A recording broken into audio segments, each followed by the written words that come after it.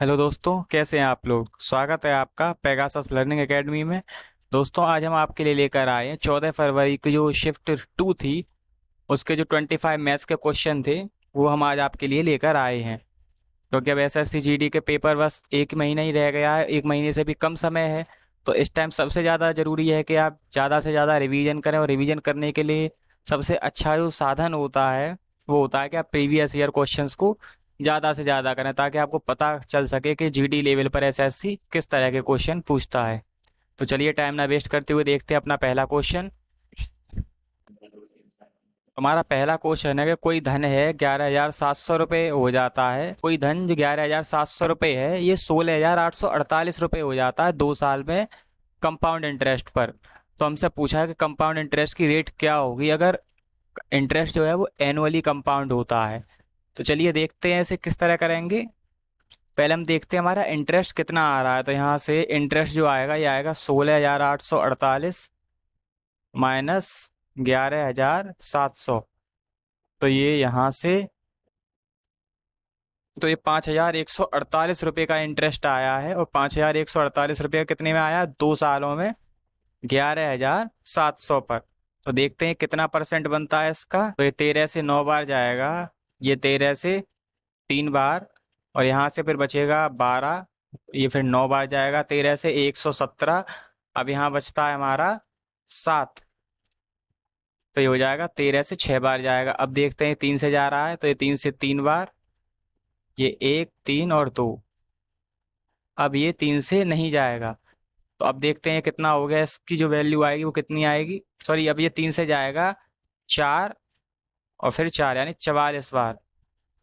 और हम जानते हैं कि 44% होता है वो होता है 20% का।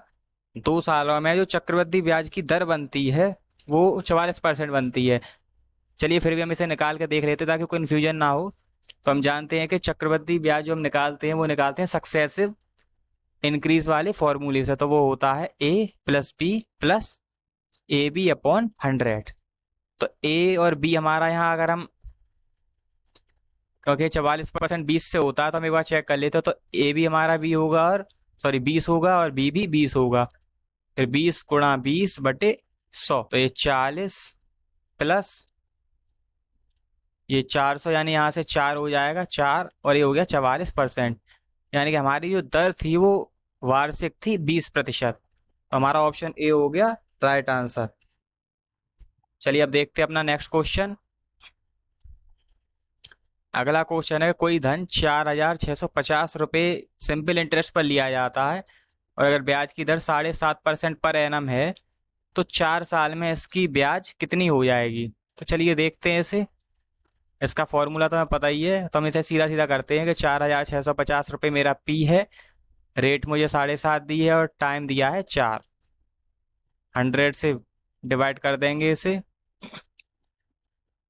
तो ये 25 से 3 बार, और ये 40 बार, ये 4 से 10 बार, और ये इस तरह से।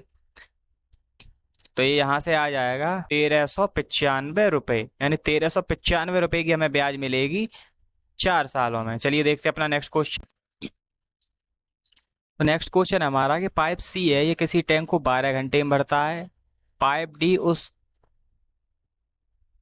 डी उसी टैंक को 40 घंटे में भरता है। तो अगर ये दोनों को एक साथ चला दिया जाए तो ये कितने घंटे में उस टैंक को भर देंगे। चलिए देखते हैं। ये सी 12 घंटे में भर रहा है, डी 40 घंटे में भर रहा है। इनका एलसीएम ले लेते हैं, तो ये हो जाएगा 120। तो ये 10 बार, और ये 3 बार, यानी सी की क्षमता 10 है और डी की है 3। अब हमसे पूछा है दोनों कितनी देर में भरेंगे। तो टोटल यूनिट 120 है, और दोनों को एफिशिएंसी जोड़ दें तो 13। तो ये आ गया 120/13 घंटे, और ये हमें दिया ऑप्शन सी में। ठीक है, चलिए देखते हैं अपना नेक्स्ट क्वेश्चन। तो नेक्स्ट क्वेश्चन में हमसे कहा है कि लेंथ ब्रेथ एंड हाइट, मतलब किसी घनाभ की जो लंबाई 14 है, चौड़ाई 12 है, और ऊंचाई 8 सेंटीमीटर है। तो हमसे पूछा है कि इसे पिघला कर 2 सेंटीमीटर साइड के क्यूब बनाए गए। हमें पता ही है क्यूब की सभी साइडें बराबर होती है। 2 सेंटीमीटर साइड के क्यूब बनाए गए, तो हमसे पूछा कितने क्यूब बन जाएंगे। तो यहाँ से एक बात तो हमें पता है कि जब हम पिघला देंगे फिर भी इसका वॉल्यूम यानी आयतन तो वही रहेगा। तो चलिए पहले इसका आयतन निकाल लेते हैं। तो ये वॉल्यूम वी बराबर 14 गुणा 12 गुणा 8। चलिए इसे सॉल्व करते हैं तो ये कितना हो जाएगा, तो ये हो गया 1344 1344 सेंटीमीटर क्यूब। तो जो बाकी के जो मेल्ट करके क्यूबर्ड बनाए जाएंगे उनका टोटल जो एरिया सॉरी वॉल्यूम होगा वो भी इतना ही होगा। और संख्या हमें निकालनी है तो हम एक काम करते हैं कि एक क्यूब हमारा जो बनेगा उसके वॉल्यूम का हम इनमें भाग दे देंगे तो क्यूब की संख्या आ जाएगी। तो क्यूब का जो वॉल्यूम होता है वो होता है साइड का क्यूब, क्योंकि साइड सभी बराबर होती हैं तो इनको 3 बार मल्टीप्लाई कर दो या क्यूब कर दो, एक ही बात है। तो ये हो जाएगा 1344/8। तो यहाँ से ये 8 से एक बार, यहाँ 5 बार, तो 8 से फिर 6 बार, 8 6 का 48 और यहाँ 6, तो 8 8 64, यानी 168 क्यूब हमारे बन जाएंगे और ये दिया हमें ऑप्शन ए में। चलिए देखते हैं अपना नेक्स्ट क्वेश्चन। नेक्स्ट क्वेश्चन में हमसे कहा है कि average weight of vehicle in A parking is 4000 kg। मतलब एक पार्किंग में कुछ व्हीकल खड़े हैं तो उनमें जो एवरेज वेट है उनका वो 4000 किलो है। और फिर हमसे कहा है उसमें 12 वाहन है जो खड़े हैं उनका 6000 किलो एवरेज वेट है और बाकी के बचे हुए उनका 3000 किलो है। तो हमसे पूछा है कि टोटल वाहन कितने हैं। तो इसे हम एलिगेशन मेथड से करेंगे। तो हमें दिया है कि कुछ वाहनों का जो 12 वाहन है उनका 6000 किलो है, बाकियों का 3000 किलो है और एवरेज हमें दे रखा है 4000 किलो। तो चलिए देखते हैं, ये 12 वाहन का था तो यहाँ पे जो डिफरेंस आ रहा है वो 1000 का है, लेकिन 1000 रिप्रेजेंट कर रहा है 12 को। तो यहाँ पे है 2000 का, तो 2000 रिप्रेजेंट कर देगा किसको, 24 को। तो कुल वाहन कितने हो गए, 24 और 12 36, यानी टोटल 36 व्हीकल थे उस पार्किंग में। ठीक है, चलिए देखते हैं नेक्स्ट क्वेश्चन। ये सिंप्लीफिकेशन है, चलिए इसे लिखते हैं पहले। 80 divide by 40 -10 -5 into 4 of 1/3 divide by 10/3। तो इस सिंप्लीफिकेशन का इसे हम बॉड मास से करेंगे तो हमें पता है पहले ब्रैकेट सॉल्व करते हैं। चलिए देखें इसे पहले, लेकिन ये क्योंकि माइनस से डिफरेंस हुआ है तो इसे हम पहले ही सॉल्व कर सकते हैं। तो ये हो जाएगा हमारा 2, फिर -10 -5 इंटू 4 ऑफ, अब ब्रैकेट सॉल्व करते हैं तो 1/3 और इसे हम मल्टीप्लाई 3/10 भी लिख सकते हैं। तो 3 से 3 कट जाएगा। अब आगे सॉल्व करते हैं तो इस तरह आएगा 4 ऑफ, तो इंटू हो जाएगा 1/10 और ऑफ का मतलब भी मल्टीप्लाई होता है तो यहाँ इस ऑफ की ज़रूरत नहीं है, ये मल्टीप्लाई ही हो गया यहाँ पर। तो इसे हम काट सकते हैं इस तरह से। अब देखते हैं यहाँ पर कि 4 से ये सॉरी ये 2 से 2 बार और 2 से 5 बार। अब आगे देखते हैं तो ये 2 -10 -5 इंटू 2/5, ये 5 से 5 कट जाएगा तो ये आएगा 2 और ये -2 और -10 -12, तो यहाँ से इसकी जो वैल्यू आएगी -10 और -10 हमें दिया है ऑप्शन डी में। ठीक है, चलिए देखते हैं अपना नेक्स्ट क्वेश्चन।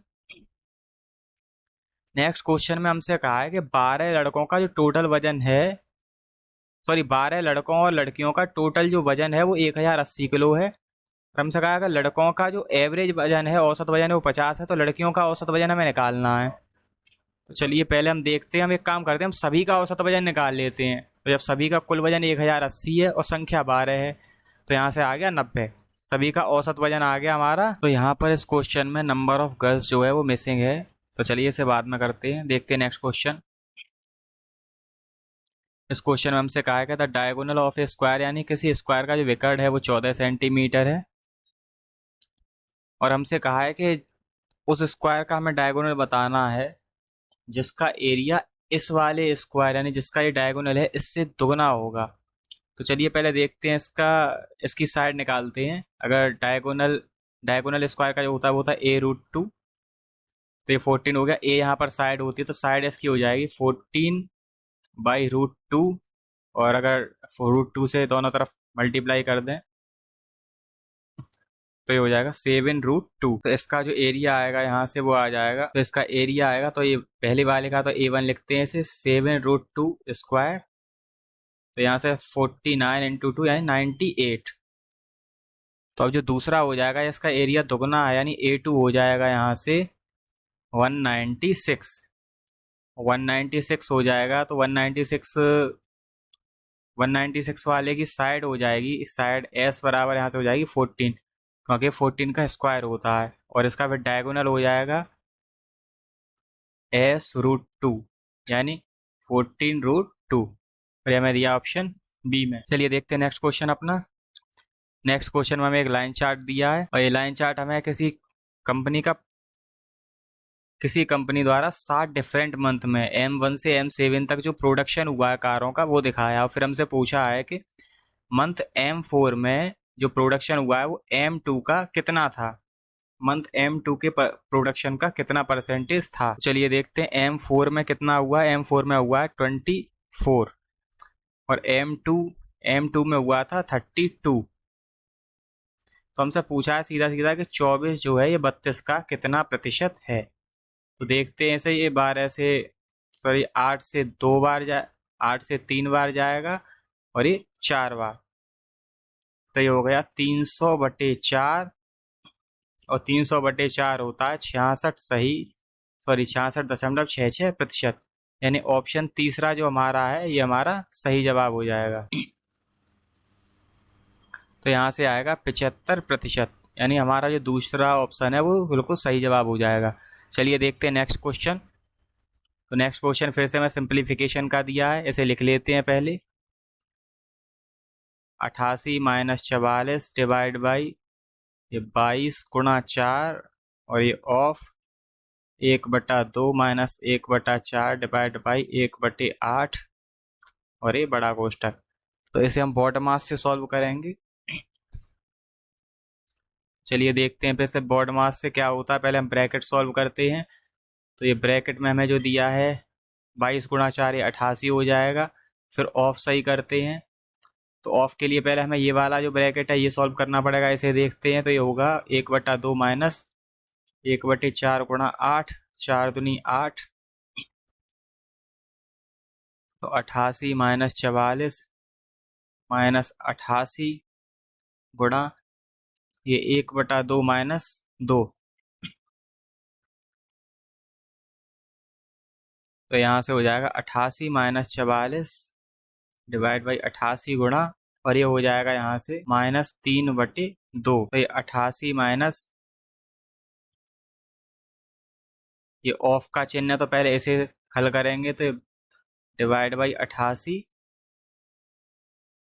और यहाँ से तो ये 2 से 44 बार चला जाएगा, तो यहाँ से आ जाएगा। तो यहाँ से 44 का जब 3 से हम गुणा करेंगे तो आ जाएगा हमारा 132। चलिए अब इसे आगे हल करते हैं। तो यहाँ से होगा 18 -44, और ये भी जब माइनस का है तो ये प्लस हो जाएगा 44/132। तो यहाँ से 3 बार जाएगा इससे, तो यहाँ से हल करने पर आएगा 88 + 1/3, और इसका मान आएगा यहाँ से 265/3, और 265/3 मुझे दिया है मेरे ऑप्शन ए में। ठीक है, अब ये हो गया। अब देखते हैं नया प्रश्न अपना। तो हमसे कहा है कि दो संख्याओं का जो LCM और HCF जो है वो है 60 और 3, और उनका डिफरेंस दिया है 3। तो हमसे कहा है इनका सम क्या होगा, यानी कि LCM दे रखा है हमें 60, HCF दे रखा है 3, और डिफरेंस तो अगर हम संख्या मान लें A और B, तो A - B दे रखा है 3, हमें निकालना A + B। चलिए देखते हैं। वैसे हम जानते हैं कि जो LCM गुणा HCF होता है ये दोनों संख्याओं के मल्टीप्लाई के बराबर होता है। तो यानी यहाँ से A × B जो हमारा आ जाएगा वो 60 आ जाएगा, 60 × 3। चलिए अब इसे देखते हैं। तो यहाँ पर हम एक फॉर्मूला लगा सकते हैं A - B का होल स्क्वायर का, जो होता है A² + B² - 2AB। तो यहाँ 3 आएगा, 3 का स्क्वायर 9 हो जाता है, A² + B² निकालना है, और -2AB तो ये हो जाएगा -360। तो यहाँ से A² + B² आ जाएगा 369। अब यहाँ से हमें निकालना होगा A + B का होल स्क्वायर, तो इसके लिए ये फॉर्मूला लगाएंगे A² + B² + 2AB। तो ये 369 प्लस, और AB का मान हो जाएगा यहाँ से 180 जो है 360। तो ये आ जाएगा 729। ए प्लस बी का होल स्क्वायर 729। तो यहाँ से a प्लस बी आ जाएगा हमारा, तो यहाँ से a प्लस बी का मान यहाँ से आ गया 27, क्योंकि 27 का जो वर्ग होता है वो 729 होता है। तो हमसे पूछा था सम, तो सम यहाँ से आ जाएगा ऑप्शन सी यानी 27। चलिए देखते हैं अपना नेक्स्ट क्वेश्चन। नेक्स्ट क्वेश्चन है, हमसे कहा है कि सेलिंग प्राइस और कॉस्ट प्राइस का जो रेशियो है, यानी कोई वस्तु है उसके जो सेलिंग प्राइस और कॉस्ट प्राइस का जो रेशियो है वो 7/5 है। तो हमें निकालना है कि प्रॉफिट या लॉस परसेंटेज कितना है। तो हमें दिख रहा है कि सेलिंग प्राइस ज़्यादा है तो होगा तो प्रॉफिट ही। अब प्रॉफिट कितना हो रहा है, तो प्रॉफिट हो रहा है 2 का, यानी 2 का प्रॉफिट 5 पर। तो प्रॉफिट कितना हो गया, यहाँ से हो गया प्रॉफिट 40%, यानी ऑप्शन ए हो गया हमारा सही जवाब। चलिए देखते हैं नेक्स्ट क्वेश्चन। नेक्स्ट में हमसे कहा है किसी रेक्टेंगल यानी आयत की लंबाई जो है वो 16 है और इसकी जो डायगोनल यानी विकर्ण की लंबाई 20 है। तो हमसे पूछा इसकी चौड़ाई क्या होगी। तो चलिए पहले एक आयत बना के देखते हैं। तो एक हमारा आयत रहा, ये इसका डायगोनल हो गया। तो हमसे कहा लंबाई इसकी 16 है, इसकी 20 है और इसकी हमें निकालनी है। तो इसे हम मानते हैं x। तो यहाँ पे पाइथागोरस थ्योरम लगेगी, तो ये हो जाएगा 16 का स्क्वायर प्लस x का स्क्वायर बराबर 20 का स्क्वायर। तो 16 का हमें पता है 256 प्लस एक्स स्क्वायर बराबर 400। तो यहाँ से एक्स स्क्वायर की वैल्यू आ जाएगी 400 माइनस 256, तो 144। और यहाँ से एक्स का मान आ जाएगा 12, यानी इसकी चौड़ाई थी 12 सेंटीमीटर। चलिए देखते हैं अपना अगला प्रश्न। तो अगले प्रश्न में हमसे कहा है कि ये जो बार चार्ट है ये किसी देश में कॉफ़ी का जो प्रोडक्शन है वो दिखा रहा है सन 2009 से 2013 तक का। तो फिर हमसे क्वेश्चन किया है कि एवरेज प्रोडक्शन 2009 से 2011 तक एवरेज प्रोडक्शन क्या रहा था। तो एवरेज प्रोडक्शन में पता ही है कि सभी को जोड़कर और जितनी संख्या उससे घटा देते हैं। तो 2009 में 800 था, 2010 में 1200, 2011 में 1500 और 3 साल हैं तो 3 से हम दे देंगे भाग। तो यहाँ से आता है 12 और 8 2000, तो आएगा 3500/3। तो आएगा 3 से 1 बार, फिर ये 3 से 1 बार, फिर ये 3 से 6 बार और 3 से 6 बार, तो आएगा 1166.67। ये एवरेज आ गया और ये दिया ऑप्शन बी में। चलिए देखते हैं नेक्स्ट क्वेश्चन। नेक्स्ट में हमसे कहा है कि मनीष अपने होम टाउन जो है वो 40 किलोमीटर प्रति घंटे की गति से जाता है और 22 किलोमीटर से लौट के आता है। और हमसे कहा है कि इसके घर से इसके होम टाउन की जो दूरी है वो 360 किलोमीटर है और टोटल जर्नी में 21 घंटे लेता है। तो हमसे पूछा वाई का मान क्या होगा। हम एक काम करते हैं, इसकी एवरेज स्पीड निकाल लेते हैं। 360 किलोमीटर, क्योंकि 360 किलोमीटर तो एक तरफ से था, दो तरफ से 720 हो जाएगा और टोटल जो टाइम लगा है वो लगा है 21 घंटे। तो देखते हैं वैसे यहाँ से 3 से ये 2 बार और 3 से 7 बार, तो ये आ गया 240/7। तो ये इसकी एवरेज स्पीड हो गई किलोमीटर प्रति घंटा। तो हमें पता है कि एवरेज स्पीड का जो फॉर्मूला होता है वो होता है एवरेज स्पीड बराबर 2ab/a+b।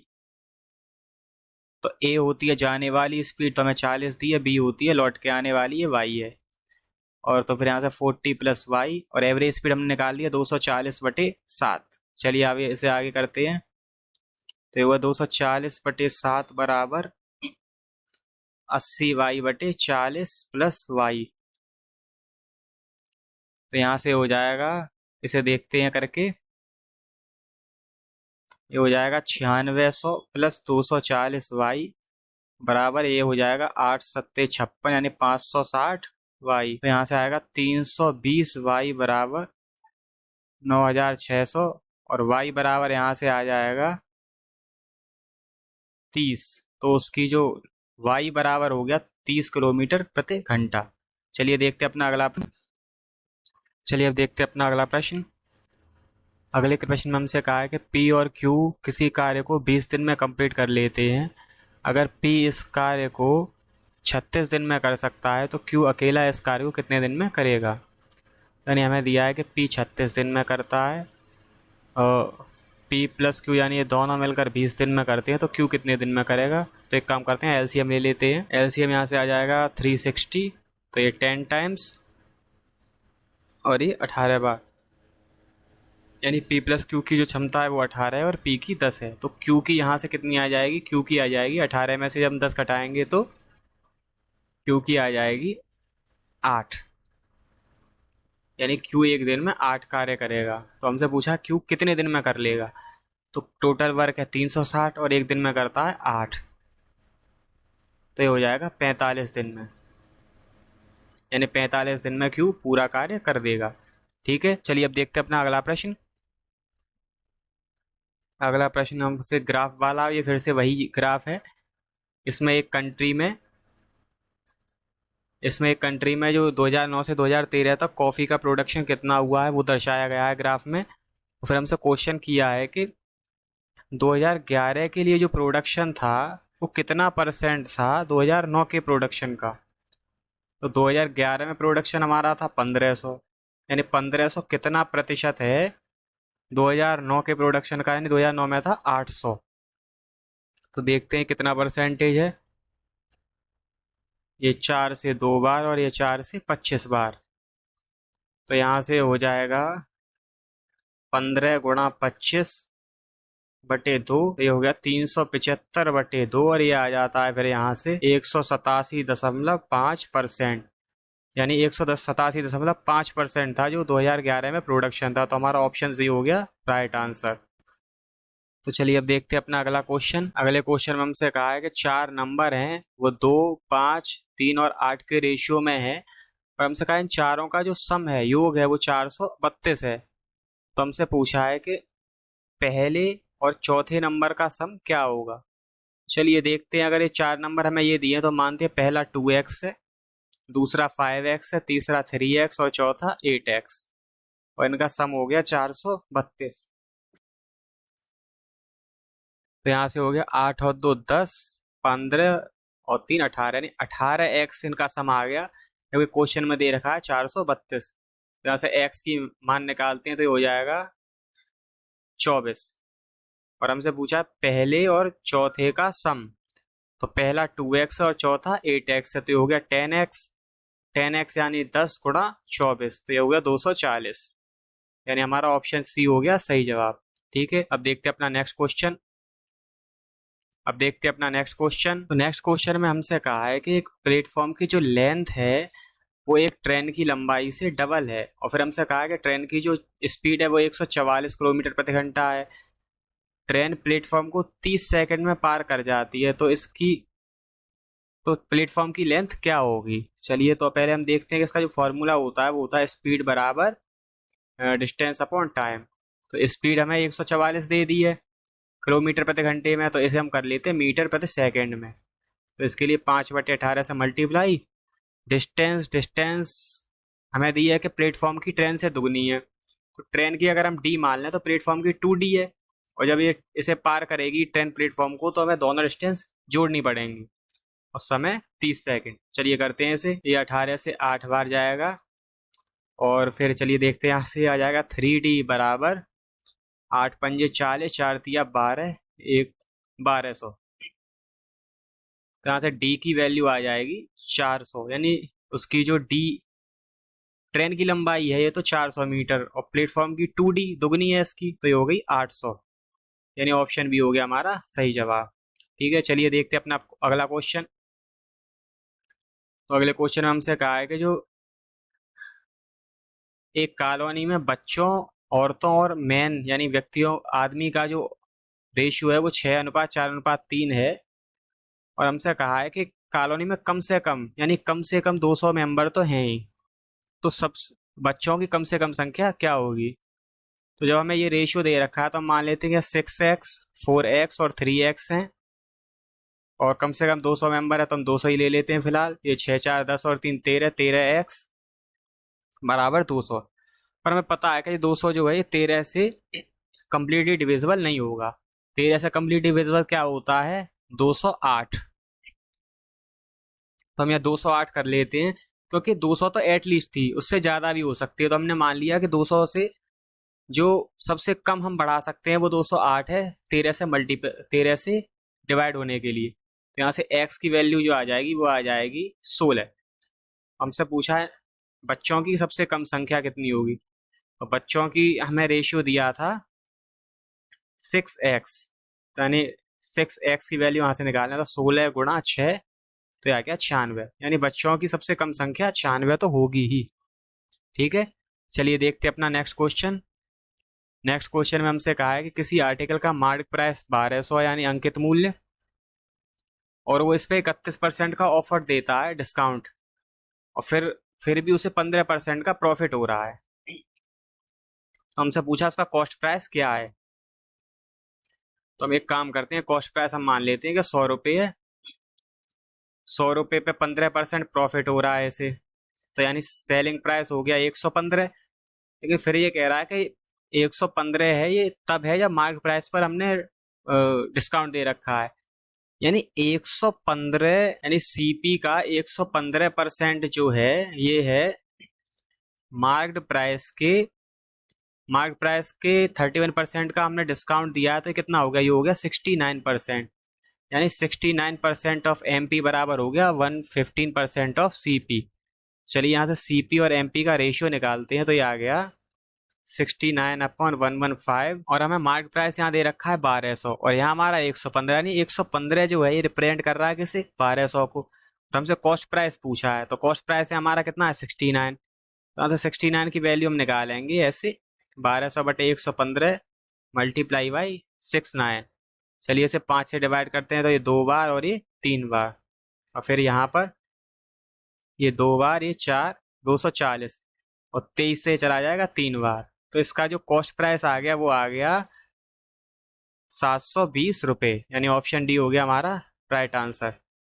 ठीक है, अब देखते हैं अपना नेक्स्ट क्वेश्चन। तो नेक्स्ट क्वेश्चन में हमसे कहा है कि रेक्टेंगल की जो लेंथ है वो 50% बढ़ा दी गई है, और उसकी चौड़ाई 25% डिक्रीज की गई है, तो उसके एरिया पर क्या फर्क पड़ेगा। ठीक है, तो रेक्टेंगल का जो एरिया होता है वो होता है लंबाई गुणा चौड़ाई। ठीक है, लंबाई हम मानते हैं कि इसकी 100 थी, और चौड़ाई भी हम मान लेते हैं कि 100 ही थी।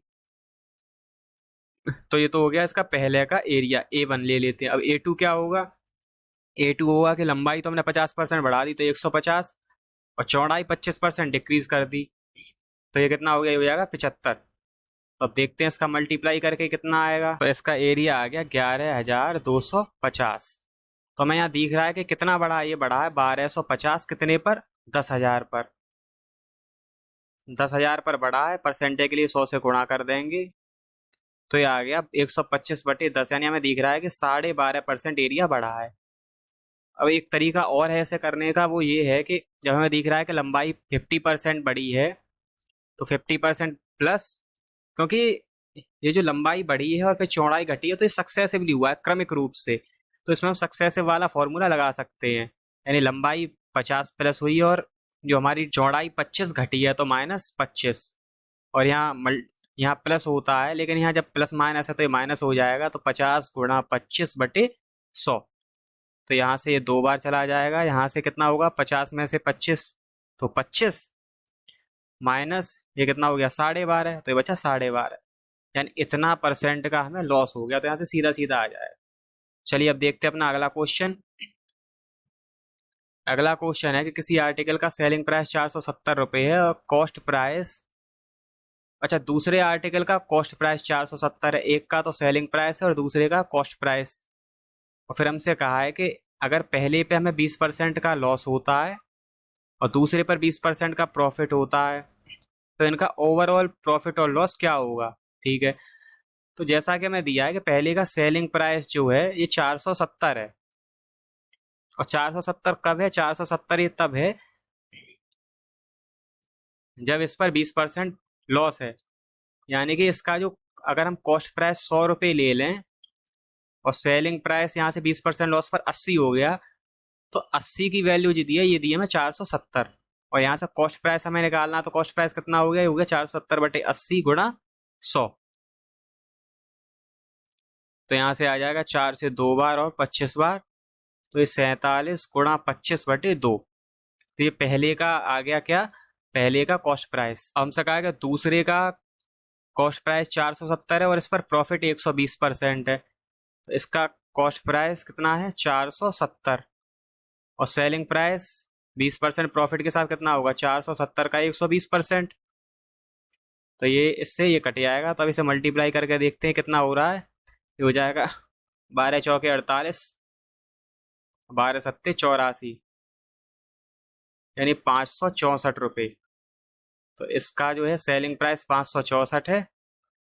तो अब प्रॉफिट और लॉस हमें तब पता चलेगा जब हम कॉस्ट प्राइस और सेलिंग प्राइस का अंतर निकालेंगे। तो यहाँ से कॉस्ट प्राइस कितना बनता है हमारा, यहाँ से बनता है हमारा, इसे मैं लिख लेता हूँ CP1। तो CP1 हमारा आ जाएगा यहाँ से, तो ये आएगा यहाँ से 587.5 रुपये। तो अब दोनों का कॉस्ट प्राइस अगर जोड़ लें तो ये क्या होगा, CP टोटल हो जाएगा 587.5 प्लस 470। तो ये कितना हो जाएगा, ये हो जाएगा, यहाँ से करते हैं 0.5, फिर ये 7, 8 और 7 15 का 5 हासिल 1, 5 4 9 और 1 10। ये इसका CP हो गया। अब निकालते हैं SP। तो SP इसका हमें दे रखा है 564, और ऊपर वाले का SP कितना था, ऊपर वाले का SP था 470। तो यहाँ से ये हो जाएगा 4 3 1034। तो यहाँ से हमें दिख रहा है कि हमें लॉस हो रहा है। लॉस कितने रुपए का हुआ है, ये हुआ है 23.5 रुपये का, कितने पर 1057.5 पर। तो अब देखते हैं इसे हल करके ही कितना आएगा।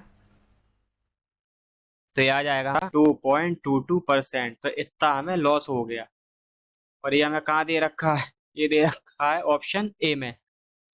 चलिए देखते हैं अपना अगला क्वेश्चन। अगले क्वेश्चन में हमसे कहा है कि टीना, रीमा और सीना ने एक बिजनेस स्टार्ट किया 24,000, 28,000 और 20,000 रुपये के इन्वेस्टमेंट से। ये क्रमशः था रिलेटिव रेस्पेक्टिवली।